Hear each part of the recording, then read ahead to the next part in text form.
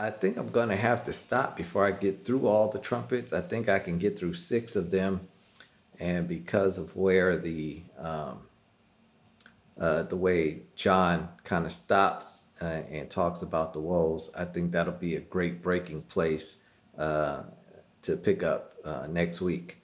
But so I'll probably only get through six of those, and I'll let you guys go tonight. But we're in the eighth chapter, and we left off at verse 6 last week.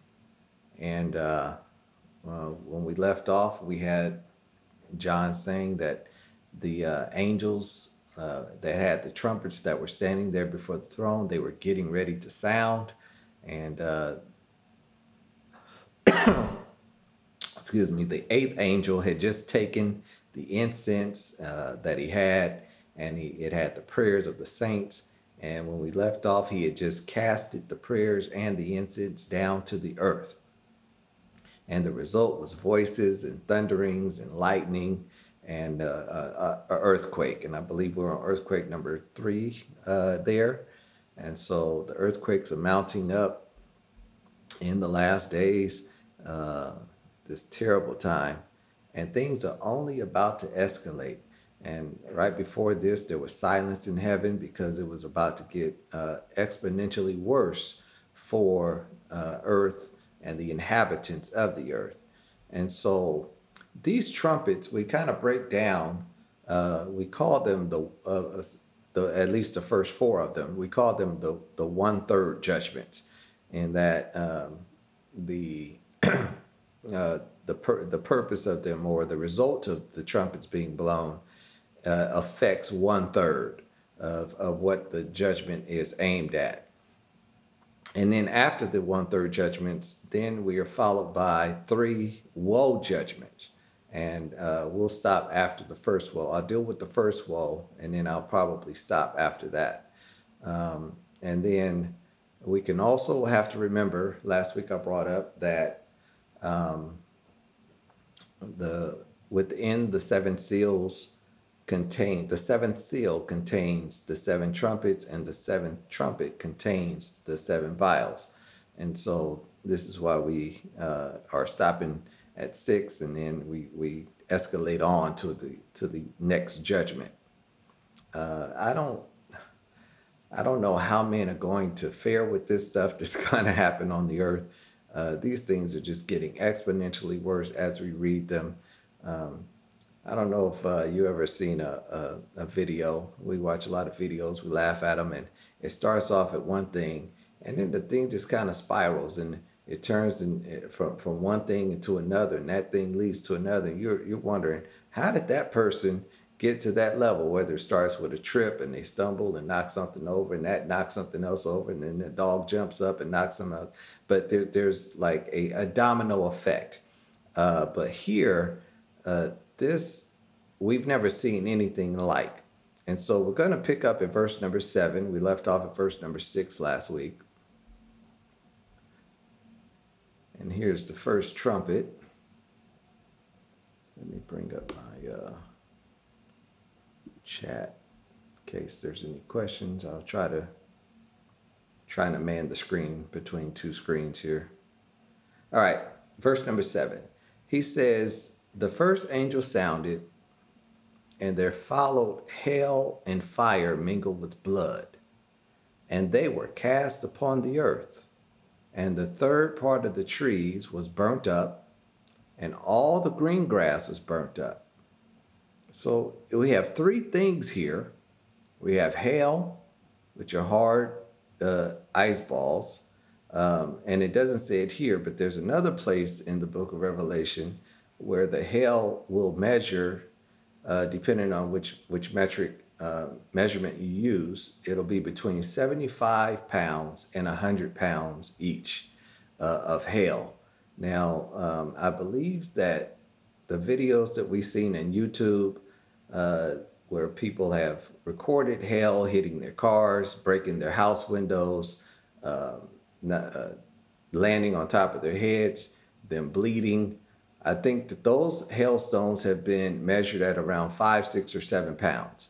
But the hailstones of the tribulation are going to be between 75 and 100 pounds each. And so if you can imagine that falling out of the sky, and as hard as hell is, you've seen the damage that it could do at 5 to 7 pounds. What do you think it's going to do at 75 to 100 pounds? All right. But this hail is mixed with fire and it's mingled with blood. Now, we could automatically, our mind goes back to Egypt. If you were to look in Exodus, the 9th chapter, you would see that this was one of the plagues. It was the 7th plague. And it was, some believe that it was directed toward Egypt's false goddess Isis. And so here you see that plague kind of repeated. But the plague in the tribulation is going to be so much worse, because while in Exodus 9, it only affected the land of Egypt, it was in Revelation, it's going to affect the entire world. There'll be nobody be able to escape this thing. It was going to affect all of the earth, and you can't run from it. You will hardly be able to take cover. I could see this hail cracking through roofs and breaking windows, going through stuff. And not only that, but you also still have fire. So there's also things being burnt up in the process. And so we also see fire falling in the cities of Sodom and Gomorrah. God burned them up with fire and brimstone. And so the result of this first trumpet will be that 1/3 of the trees and the green grass will be burnt up. So what does this mean for the animal kingdom? Those cows that need to graze on the grass. What does this mean for the grain that grows in the earth? All of that's going to be burned up. And then you have the trees that are going to be burned up. So what does this mean for the building industry? All the houses that need wood, now they can't go and cultivate that wood. Think about all the animals that need trees. Or think about the fact that the trees supply part of the oxygen around the world.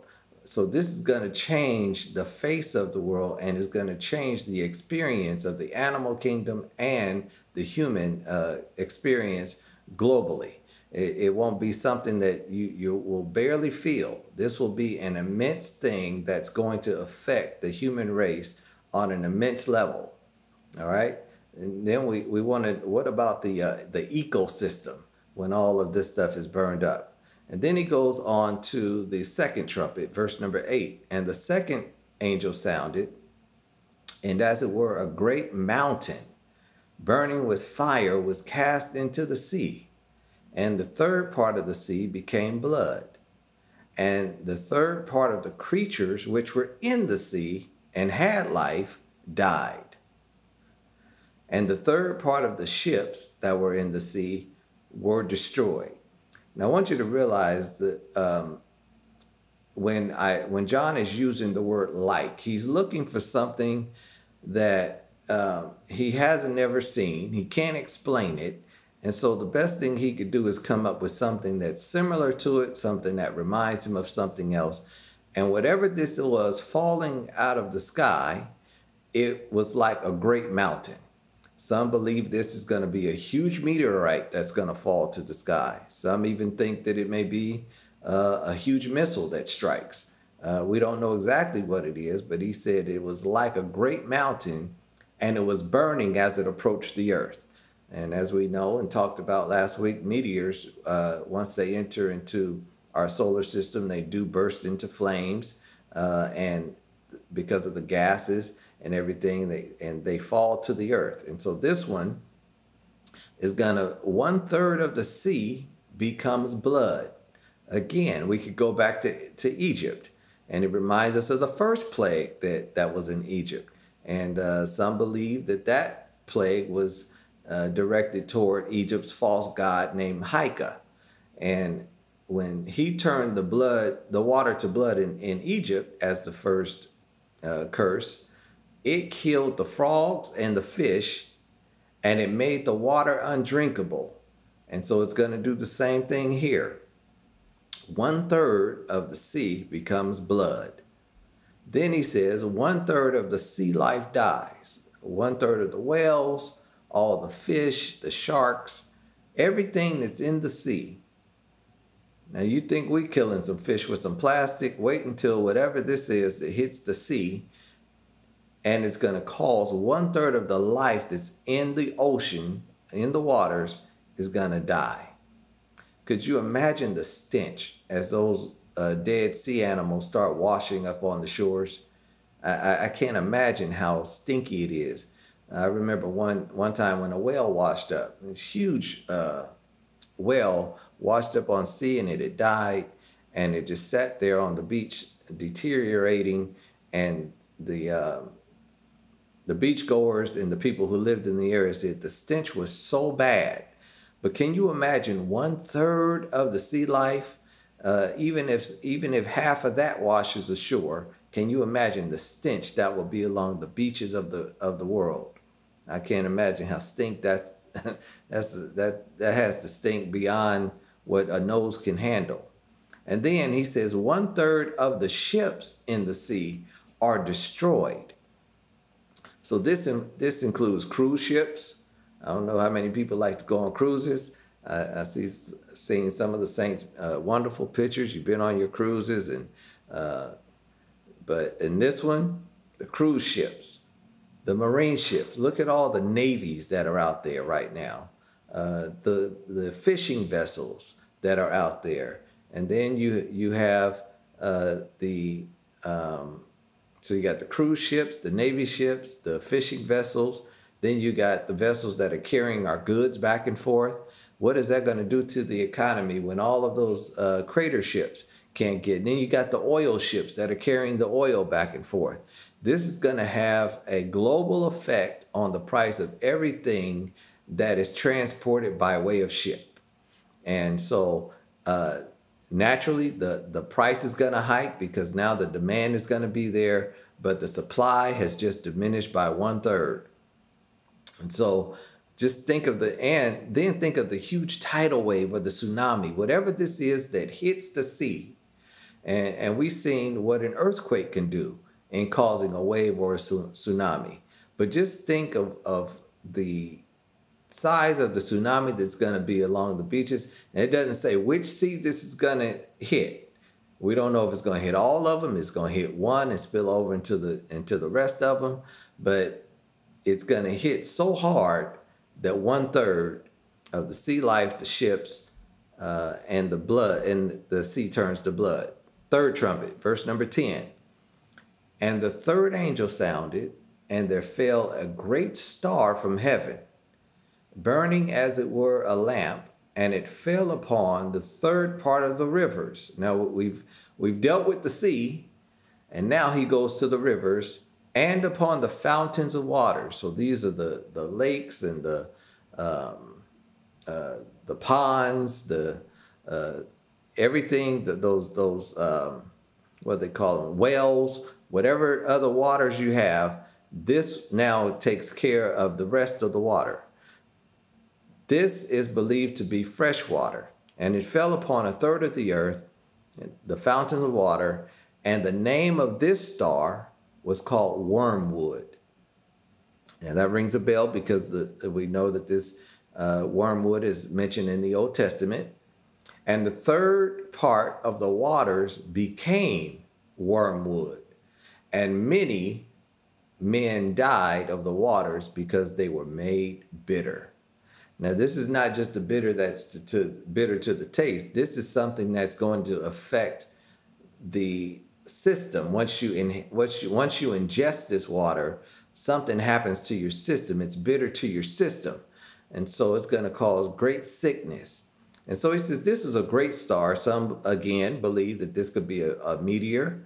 You have some that think it's a missile. The reason I don't really believe that these are missiles, because missiles, even though they're huge, if you were to stand next to one, or if you've seen coverage of a man standing next to a missile, they're huge. But those won't be enough to, I believe, cause enough damage to kill 1/3 of the ocean life. So this, no doubt, is probably a huge meteor that enters into our system. And then 1/3 of the rivers or the fountains of water, most likely referring to fresh water. So this is water that is drinkable. This is water that men and women, they rely upon for life. They feed it comes into their homes. Those that have animal life, they use this water for their animal life. Those that have farms, this is the water they use for the cows. This is what water is used for many of the apple farms, the orange groves. Just think of all these things that depend upon this fresh water to come in and to irrigate the land. It's going to become bitter and undrinkable. And so mankind is going to die because of the bitter waters. And so let's get Jeremiah 23, verse number 15. And he says something here about this wormwood. And I actually never, I've read this, but I don't remember this angle of it before. And so I'm glad that God has a way of bringing things back to our minds.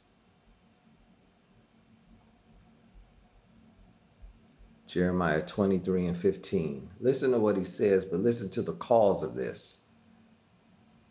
Therefore, thus saith the Lord of hosts, concerning the prophets, behold, I will feed them with wormwood, and make them drink the water of gall, for from the prophets of Jerusalem is profaneness gone forth into all the land. And so here we see the cause of the wormwood is because of false doctrine. Now, if he said this back in Jeremiah, where are we today with false doctrine? God has to be fed up with the amount of false doctrine in the land. He's about had enough, because remember, he is truth, and he wants his truth to prevail. He wants his truth to triumph in the land. As we preached on Sunday, it is the truth that is able to set us free. When you taint the truth, you're messing with life. And so here, now we see a lot of death happening. Why? Because truth is not prevailing in this land. Thank God, up until now, those that have believed the truth, they're now in heaven, and we'll be witnessing this. And we won't be a part of it, but we'll be witnessing it. Why? Because we believe the truth. We didn't give way to false doctrine. And this is why we teach that when we teach the word of God, it needs to be backed up by the word of God. You've got to comb through the scriptures, and you've got to study that thing to make sure that we're rightly dividing it, so that we won't be ashamed. All right. And so whatever this is, it's going to be something extremely poisonous and toxic. And then another angle to this is, now if you were to see people drinking this water and dying from this water, then you probably would not want to drink the water. But the problem is, we need water. We can't live without it. The average person, when they say will live only 3 or 4 days without water, and without water and food, maybe 8 to 21 days is what's believed. And so we need water, but what's going to happen when the water is tainted and it can't be drunk? Then men will no doubt start to die. Fourth trumpet, verse number 12.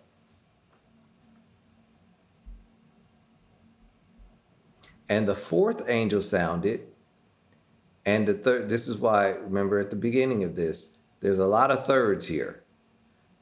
And 1/3 of the sun was smitten, and 1/3 part of the moon, and 1/3 part of the stars, so as the 1/3 part of them was darkened. And the day shone not for 1/3 part of it, and the night likewise.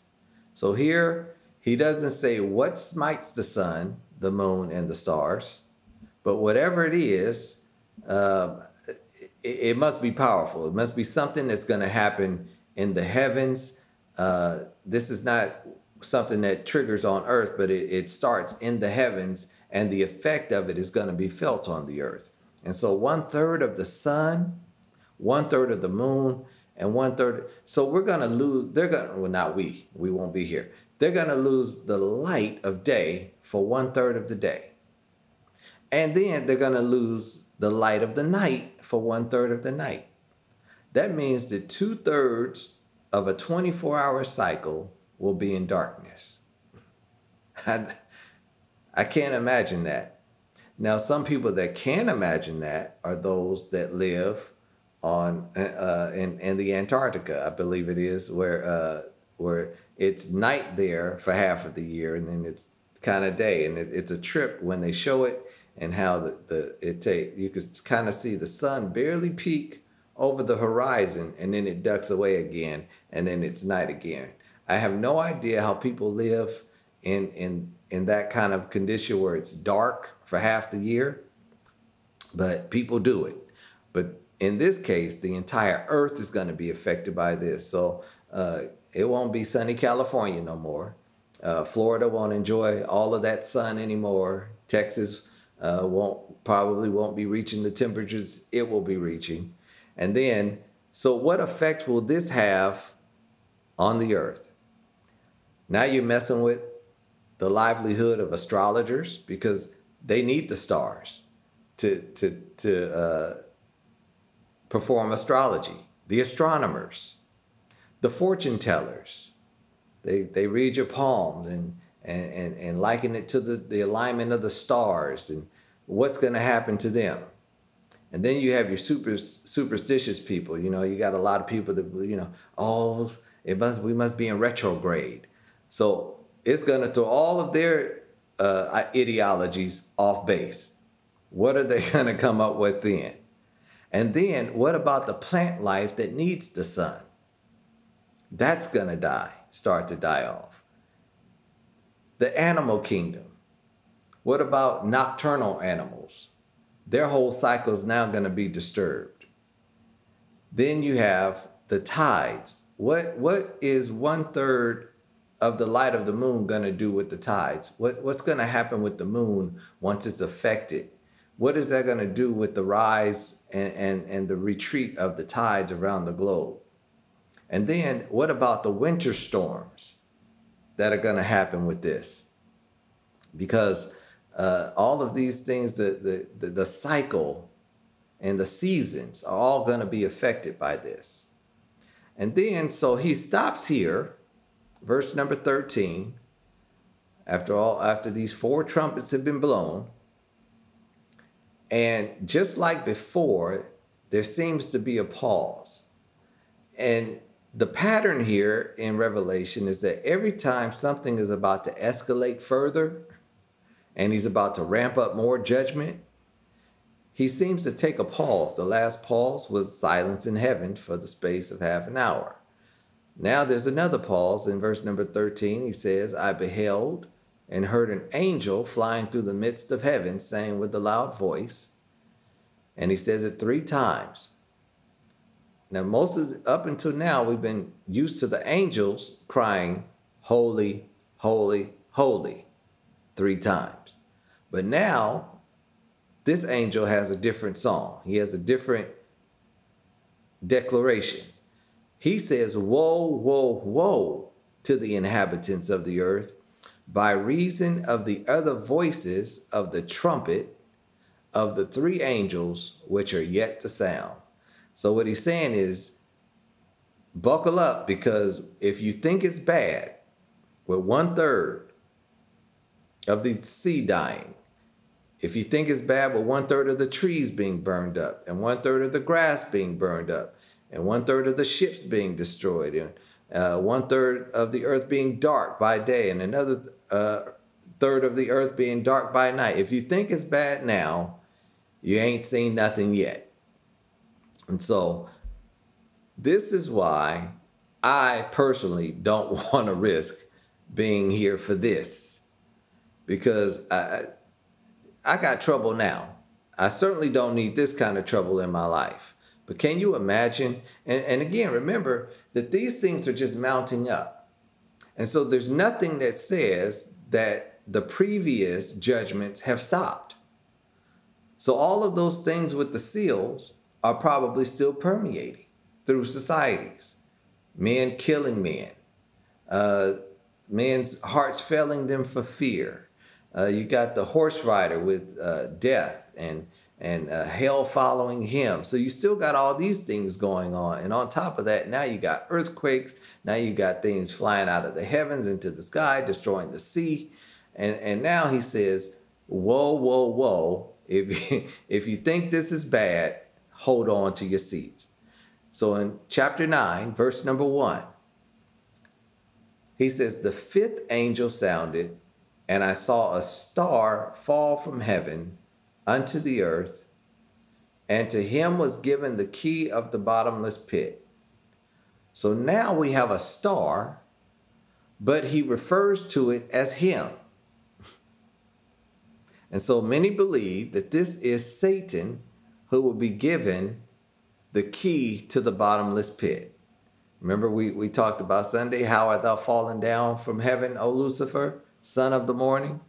So many believe that this is him, and he will be able to loose some things in the earth. Revelation 9, verse number 2. And he opened the bottomless pit, and there arose a smoke out of the pit, and as the smoke of a great furnace. Now, I'm like John.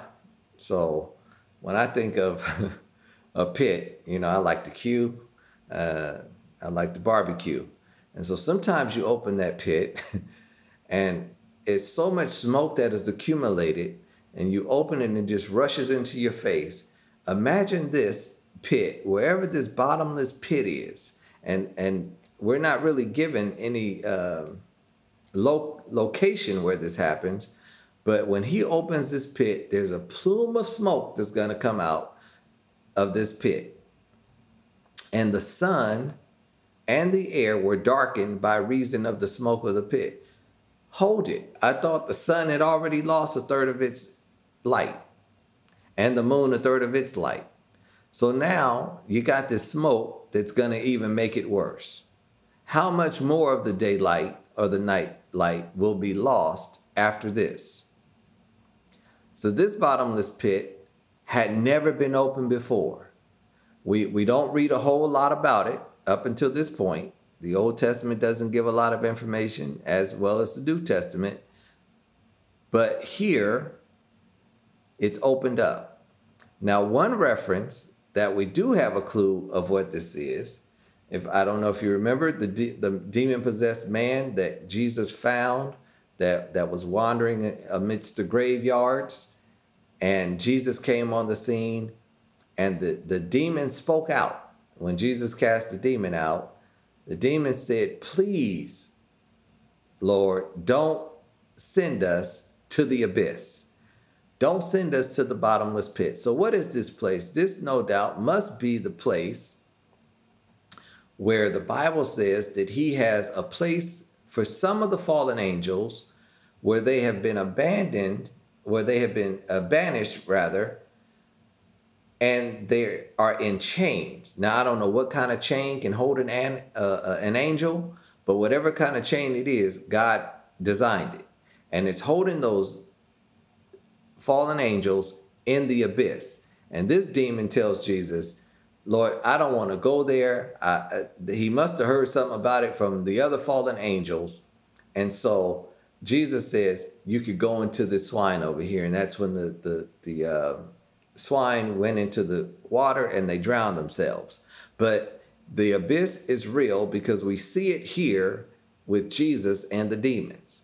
And so this huge plume of smoke will further darken the atmosphere. And then verse number 3, there came out of the smoke locusts upon the earth, and unto them was given power, as the scorpions of the earth have power. Now I understand that with some scorpions, you got about I think a few hours to get some help before the poison gets to your heart and kills you. About just a few hours. The problem is a lot of times the place where you are stung by a scorpion is usually in a remote desert place. And it takes about that long to try to get back to a city somewhere and get help. All right, so here These are given power like a scorpion. They're not scorpions, but they have power like a scorpion, which means they're going to somehow sting man. And this is going to be the largest swarm of locusts in Earth's history. Now, I know a few years ago, there was news, I don't know if it was Nevada, somewhere, where they had this huge problem with locusts coming. And it was eating up the plants and everything. Not only that, I got a family, a household full of girls. The tiniest little bug will send my house into a frenzy. The tiniest little bug. And you would think that the thing was this big when it was about like that. But the fact that it could move, that it could fly, it could jump, or whatever the case may be, I don't want to be anywhere near this thing. But these are going to be flying, and they have stingers. Verse number 4. And it was commanded them that they should not hurt the grass of the earth, neither any green thing, nor any tree. So what a locust's normal diet is, they won't be going to that, because the angel's going to forbid them from eating any green thing or any tree.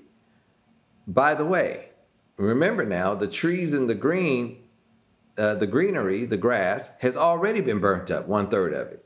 And so he says, I guess he says, for that, enough is enough for now. We won't further touch the trees or the grass. But he says, what you can hurt, what you can sting, are the men or the women which have not the seal of God in their foreheads. Now remember, we had the angel where they paused the judgments, and he had the 4 angels at the 4 corners of the earth and said, don't cause the wind to blow on the earth at all. Let there be perfect peace until I seal these 144,000 Jews, 12,000 from each tribe, in their foreheads.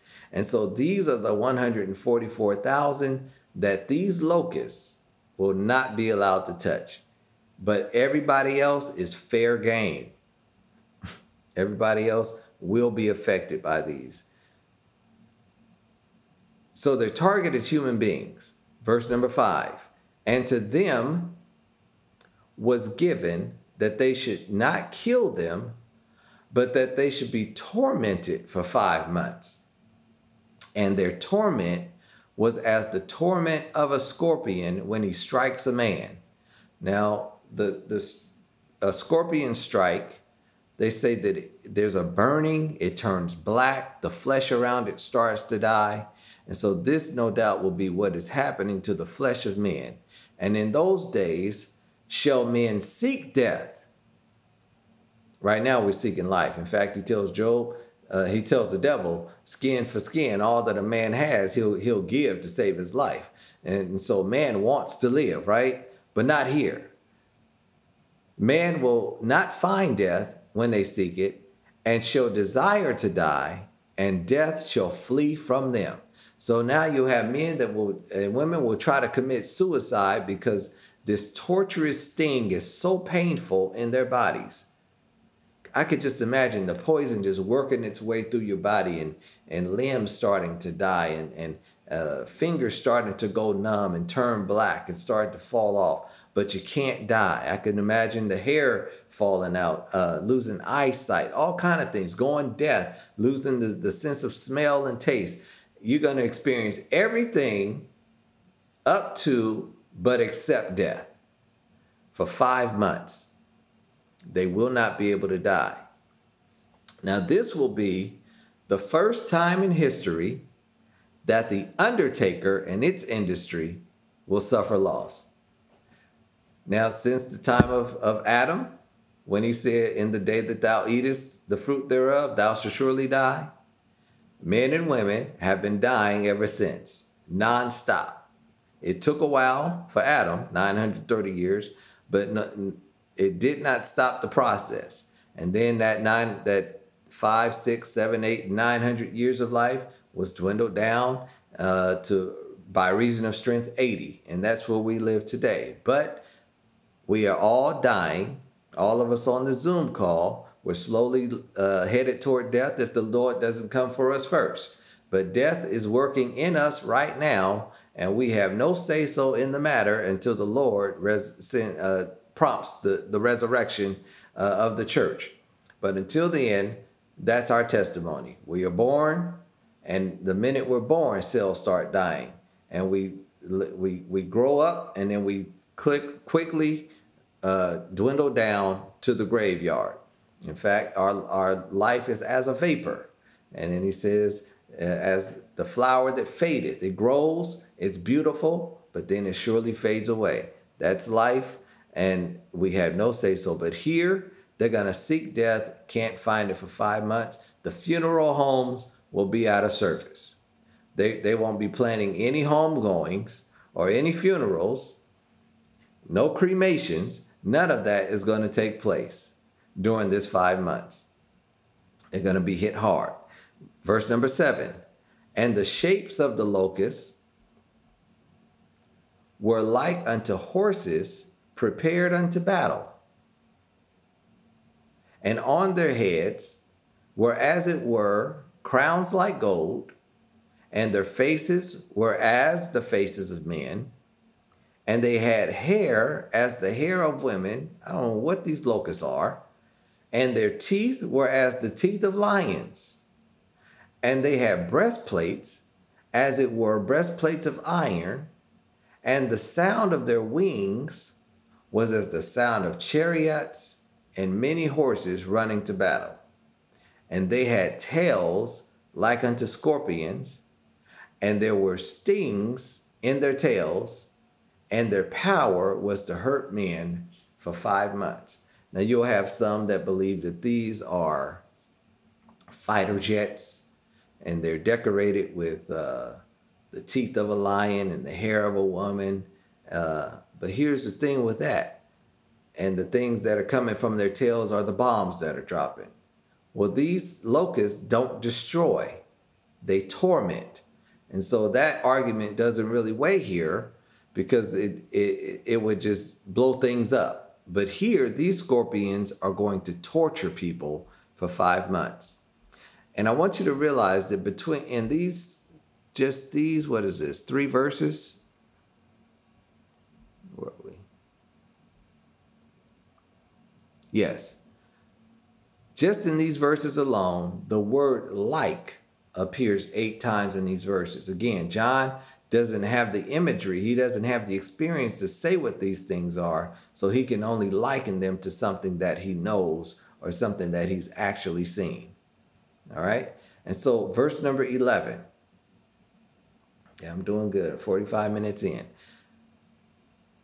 And they had a king over them, which is the angel of the bottomless pit, whose name in the Hebrew tongue is Abaddon, but in the Greek tongue hath his name Apollyon.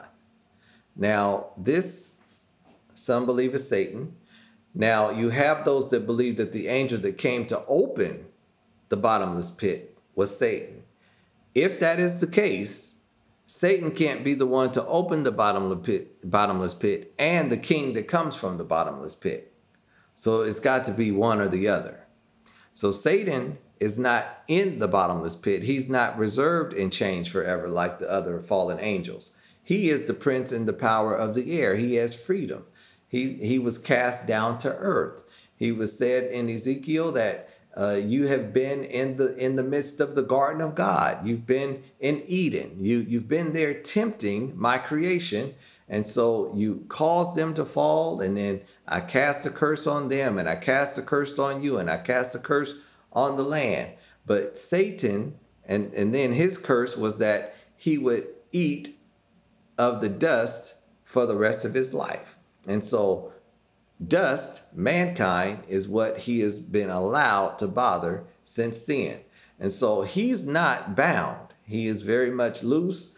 He has jurisdiction that God has given him, and his job is to kill, to steal, and to destroy. He wants to take us all down. He doesn't want us to take the place that he once held, because we saw in chapter 4 that we're certainly going to be in the place where he was kicked out of. We're going to be right there, sitting with God in his throne.